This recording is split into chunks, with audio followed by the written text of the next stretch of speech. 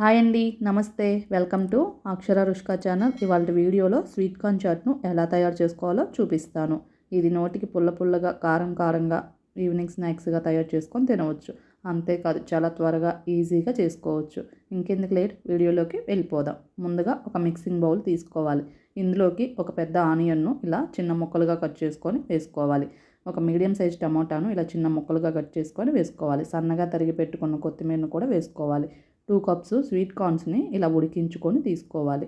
Already sweet corn ఉడికించేటప్పుడు salt వేసానండి. ఇందులోకి రుచికి సరిపడా సాల్ట్ను చూసుకొని అడ్జస్ట్ చేసుకోవాలి.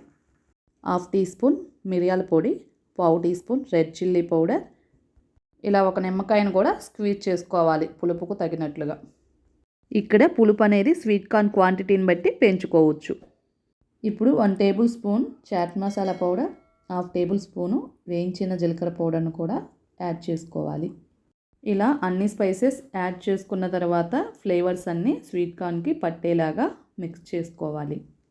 ఇక్కడ స్పైసెస్ను స్వీట్ కార్న్ క్వాంటిటీని బట్టి పెంచుకోవచ్చు.